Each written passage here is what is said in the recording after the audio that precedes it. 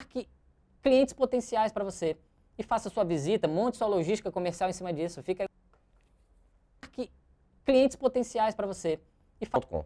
Carlos Werner com logística e planejamento estratégico e Davi Dodô com formalização da empresa. Confere aí. Olá pessoal, estou aqui para falar um pouquinho e ajudar também toda essa estruturação da lavanderia do Tércio. E nesse momento eu queria falar de 3 pontos importantes que o Tércio e todo mundo que quer abrir uma lavanderia precisa ter quando monta a sua estratégia.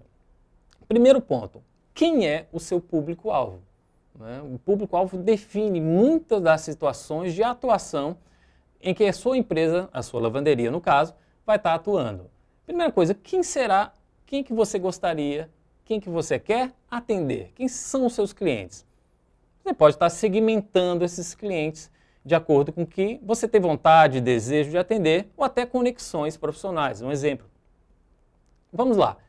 Pessoas do tipo público em geral, passantes. Né? Você pode estar localizando aí no seu bairro, na sua região, alguma loja que você já viu em um grande centro, uma grande avenida, onde você atende a qualquer público presente, que a gente chama de público passante, né? Passa ali na sua porta, você divulga mídia no seu bairro, entende algumas conexões já de vizinhos conhecidos, pessoas que podem estar divulgando o seu trabalho, divulgando a sua lavanderia. Então, acho que um ponto importante é você definir o seu público-alvo. Se você tem uma pretensão de trabalhar na sua lavanderia, ainda que pequena, tá? Prestando serviço para pessoas jurídicas, o B2B, tá? Seria, então, uma ideia aqui para o Tércio, né? Seria ele atuar, por exemplo, próximos de grandes condomínios. Você pode pensar que em grandes condomínios, grandes torres, né? Você pode estar moradores lá, muitos moradores, que podem estar utilizando essa sua lavanderia. Então você já tem um público-alvo definido ali. Nós temos na cidade de Fortaleza, como aí na sua cidade, qualquer região do Brasil, vários pontos de grandes estruturas prediais. Você tem concentração de prédios, vamos dizer, a capital do Rio, a capital de São Paulo, aqui em Fortaleza, tá? No Grande Nordeste, você consegue enxergar isso muito bem. Dali fica muito mais fácil você direcionar a sua mídia, direcionar seu trabalho e atuar de forma normal. Se você pensar em condomínios, você também pode estar atendendo, além das pessoas físicas, os moradores, né, proprietários, você também pode, né, a título de sugestão para o Tércio, ele atuar, né, fazendo o quê? A lavanderia, né, a passadoria, passar os uniformes do condomínio. Olha que ideia bacana, Tércio. Tá? Então fica para você essa dica, extremamente importante da sua estratégia que você está montando nesse momento.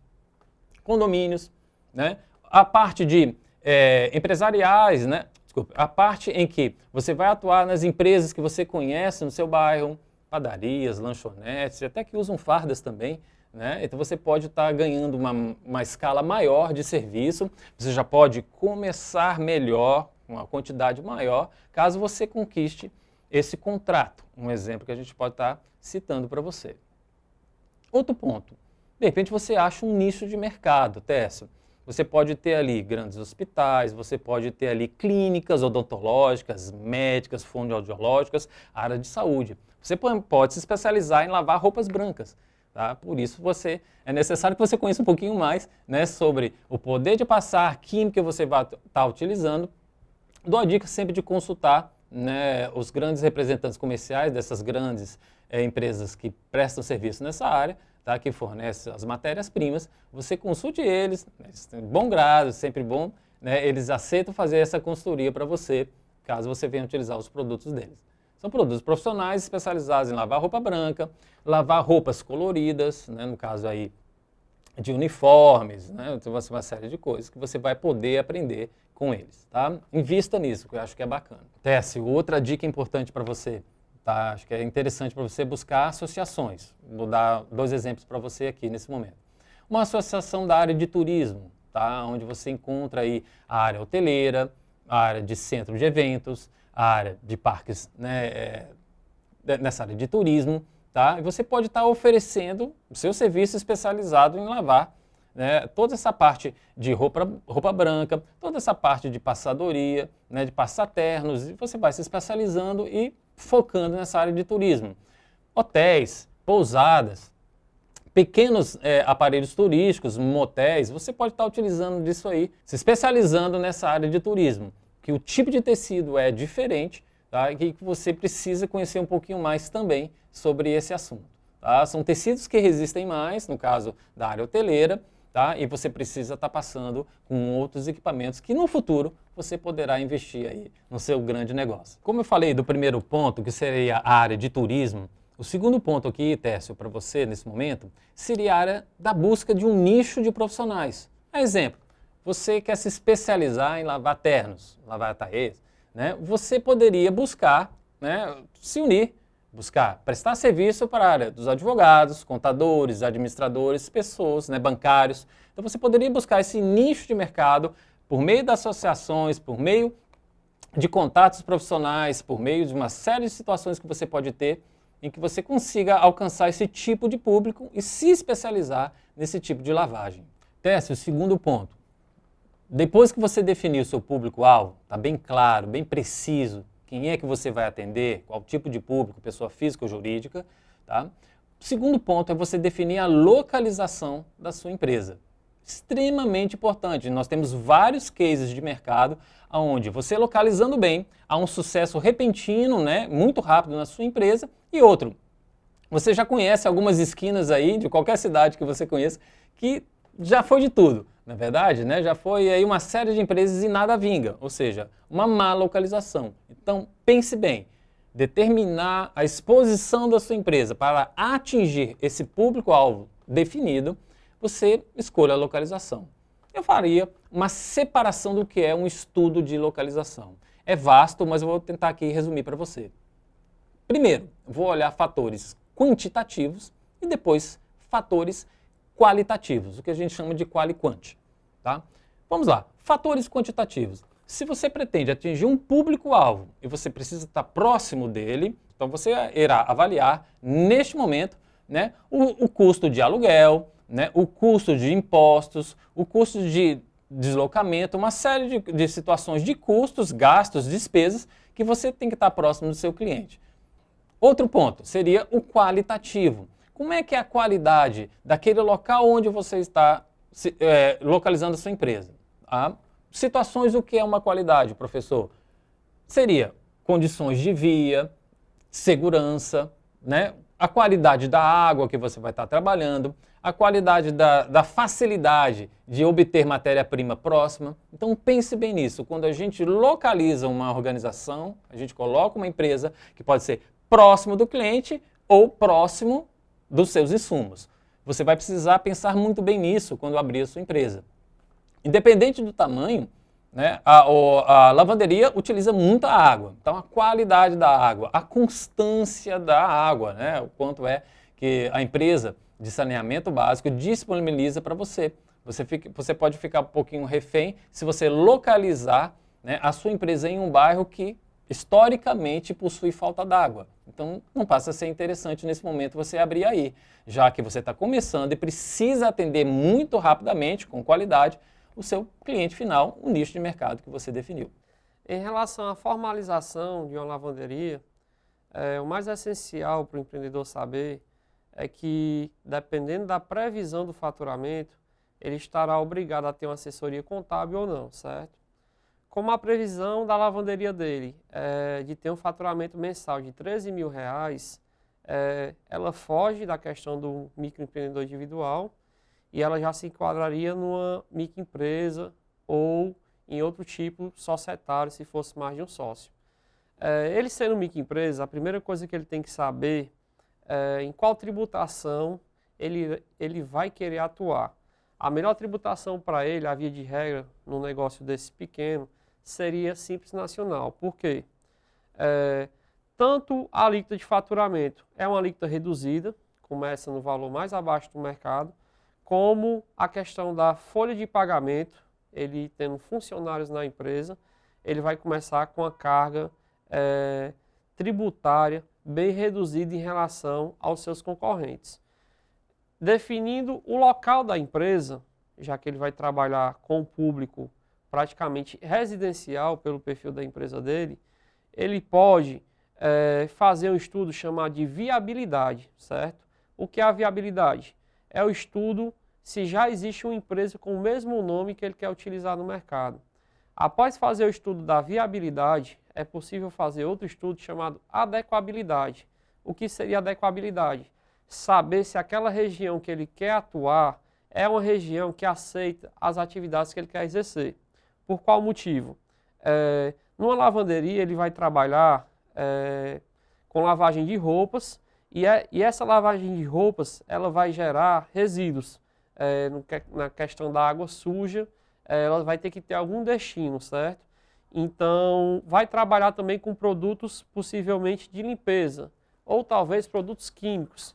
Então, para iniciar o negócio de uma forma correta, fazendo a adequabilidade, é possível prevenir as licenças que a empresa está obrigada a ter antes de iniciar o negócio, sem saber se aquela região aceita aquela atividade. Alvará de funcionamento, registro sanitário, licença ambiental, ter o planejamento tributário da empresa dele, a previsão de imposto que ele vai pagar no decorrer de todo o ano letivo da empresa, planejamento trabalhista de quanto ele vai ter que provisionar de impostos, de quanto ele tem que provisionar de custos dos funcionários, porque o funcionário ele não só é aquele custo mensal do salário, do vale transporte, do vale alimentação, do FGTS e do INSS. Não, ele é muito mais do que isso. No final do ano ele vai ter o direito a receber a questão do 13º. Quando estiver antes de completar 2 períodos de gozo de férias, ele vai ter as férias. Então, o cálculo mensal do rateio desses valores, o empreendedor tem que fazer mensalmente para poder colocar na DRE dele e saber o lucro real que ele está tendo no negócio.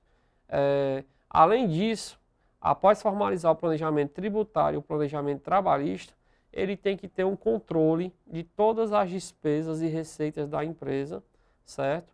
Para que seja feito o registro dessas informações e transmitidas para os respectivos órgãos. Como ele é uma empresa de serviço, ele vai trabalhar a via de regra com a CEFIM, que é a Secretaria de Finanças, e também vai trabalhar junto à Receita Federal. Por fim, a última informação que a gente tem para passar, que vai agregar bastante ao negócio dele, seria que ele poderia fazer um fluxo de caixa futuro, uma previsão futura, onde ele iria considerar um capital de giro para possíveis eventuais despesas que não foram consideradas no planejamento inicial.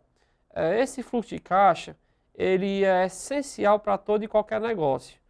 Além do fluxo de caixa também, a gente pode considerar um fator relevante a precificação. Por que a precificação?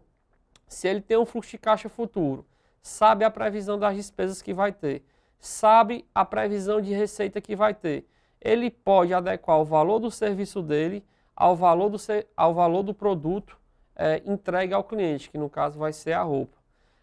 Esse perfil de cliente que ele vai estar trabalhando é um público residencial, pelo valor do investimento que ele tem hoje, um público normalmente que não dispõe de muito tempo. É um público que não tem condições de fazer as atividades domésticas em casa, no horário comercial, muitas vezes por questão de trabalho.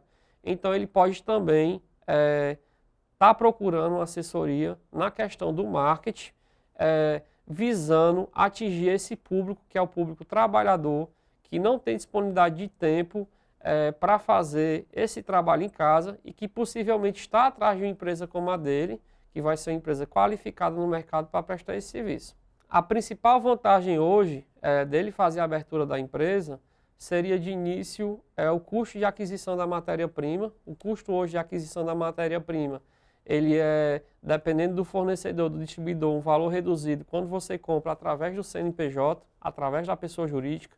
Então ele vai ter uma forma de concorrer, uma competibilidade maior do mercado, porque vai estar tendo acesso ao produto no mesmo preço que os concorrentes, muitas vezes até maior que eles, estão tendo acesso.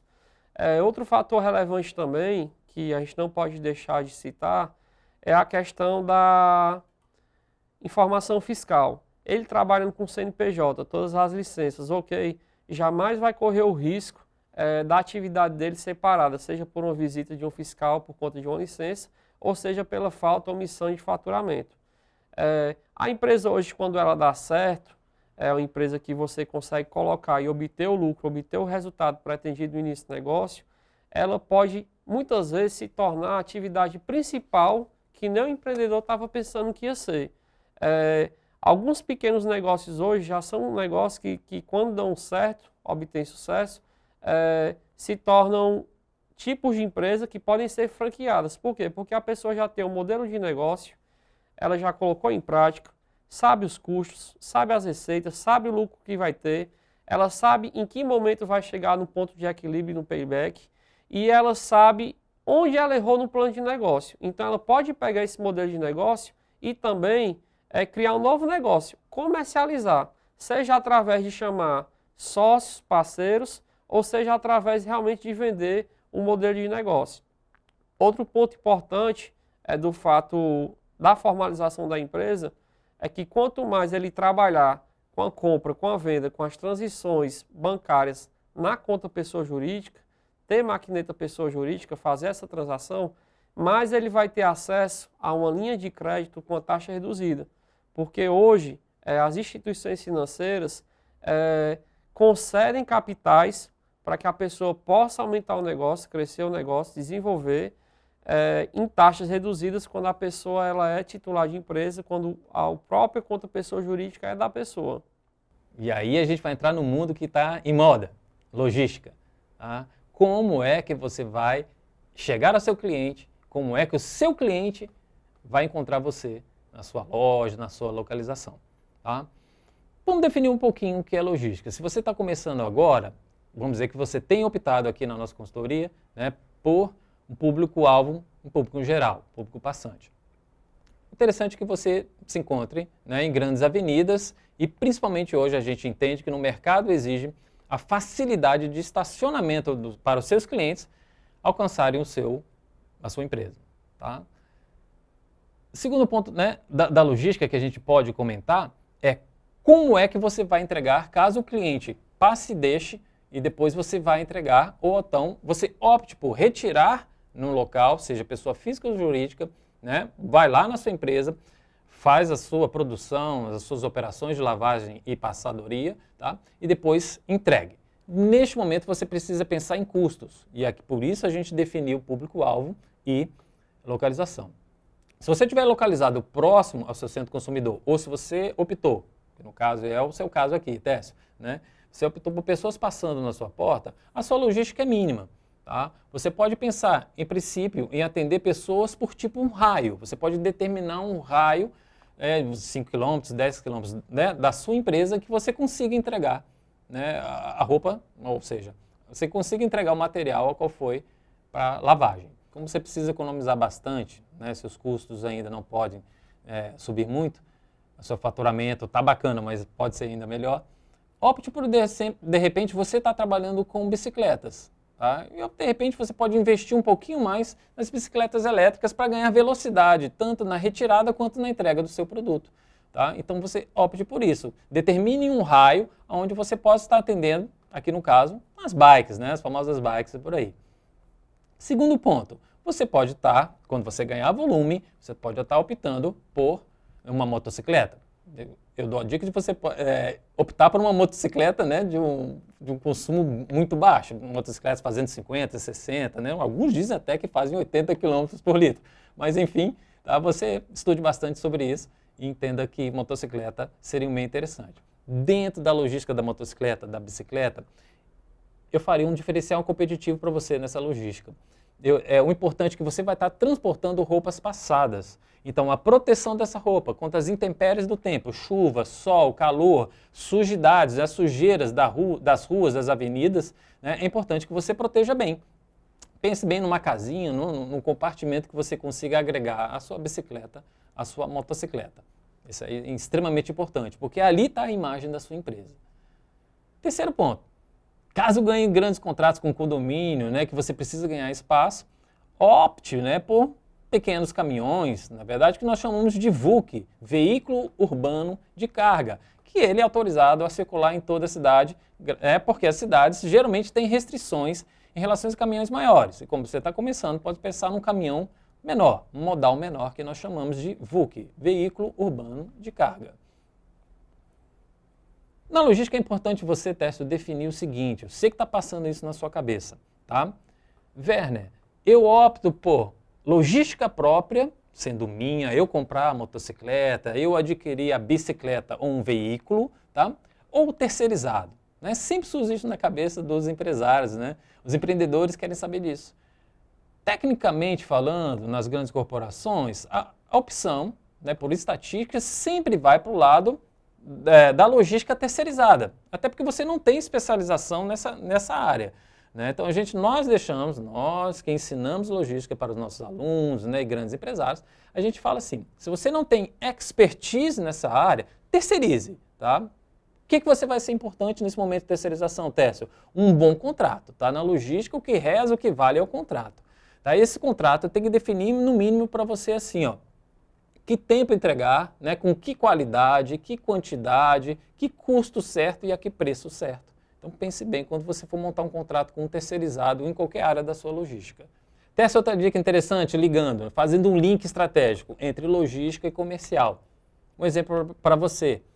Pegue um mapa da sua região, né, do seu bairro, dos bairros adjacentes e marque as empresas ali presentes, marque os condomínios, né, marque clientes potenciais para você e faça sua visita, monte sua logística comercial em cima disso. Fica aí uma dica também para você nesse momento.